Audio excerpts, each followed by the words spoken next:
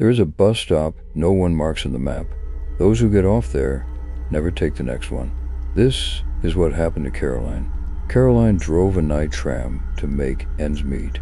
She knew every stop, every signal, every silence of the rails. But one winter night, her tram halted at a station that didn't exist. A rusted sign, 2 words, last stop. She thought it was a mistake. She opened the door. The platform was deserted, lit only by a trembling lantern, and in the distance a figure raised its hand. The man walked slowly toward her. His age was impossible to guess. On his sleeve, stains shaped like names. He held out a crumpled ticket. "Can you take me further?" Caroline hesitated. Her chest tightened, but she nodded. The man stepped aboard without really stepping inside, as if the air itself folded around him. The tram moved on. The passengers slept. The display board was blank. At the next stop, more silhouettes boarded, silent, sleeves covered in writing. Dates, names, disappearances she remembered from the news. She turned to the conductor. His eyes were glassy. He stamped tickets without a word. On the radio, an old voice whispered destinations that didn't exist, repeating the same phrase. They forgot to leave. Caroline stepped off at the next platform. The ground was covered in photographs, stapled to the floor. Sleeping faces, yellowed portraits, the same faces she had just seen inside the tram. She had to pick one up. The lantern went out. A hand tugged her coat. She spun around. The tram was empty. The seats were cold. The doors were shut. On the photo she held, her own face smiled back, exactly as she was smiling now. Her phone buzzed. She tried to call her mother, but the screen showed she was already on a call with herself. A voicemail appeared. "Don't forget your stop." Panicked, she climbed back aboard. The conductor was gone. At the back, the silhouette stared at her. Its lips moved. No sound, but she read the words. "Stay until the next stop."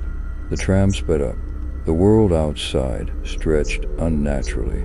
Trees, houses, figures frozen mid-run. At the top of a hill, the tram stopped. An iron gate blocked the tunnel. The man rose, opened it effortlessly. Behind the gate, a corridor, endless, walls covered in photographs. Every centimeter, a face. Every face, a stop. He turned. No eyes. Only circles where names had once been.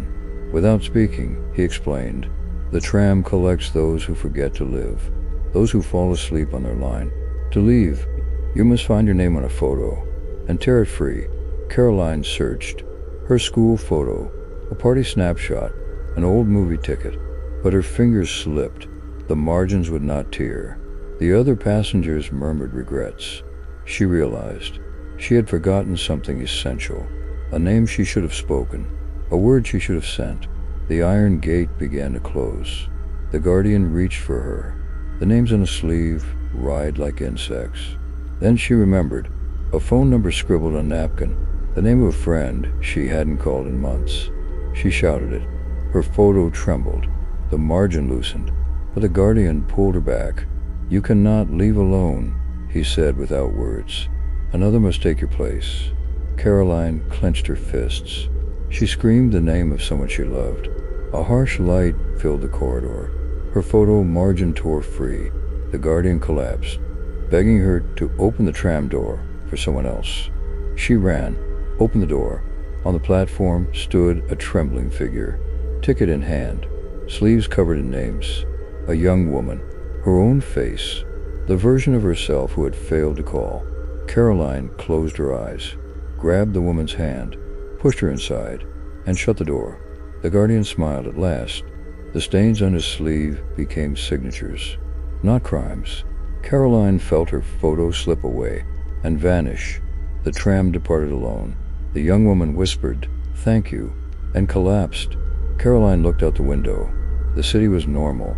The lights, the ticking clock. Back at her apartment, her phone buzzed. A new photo had arrived, time-stamped 1 second earlier. On the screen, her own face, sitting in the tram, smiling for the picture. The next morning, the last stop was gone from the city map. The rusted sign no longer existed. But a few nights later, A crumpled ticket was found at a regular tram stop, a name scribbled on it, unrecognizable. When the photo was developed, it showed a young woman about to board, her gaze frozen at the moment of decision. On the margin, in fine handwriting, someone had written, "Thank you for taking my place. Subscribe for the sequel if you want to know what happens to the passengers left there."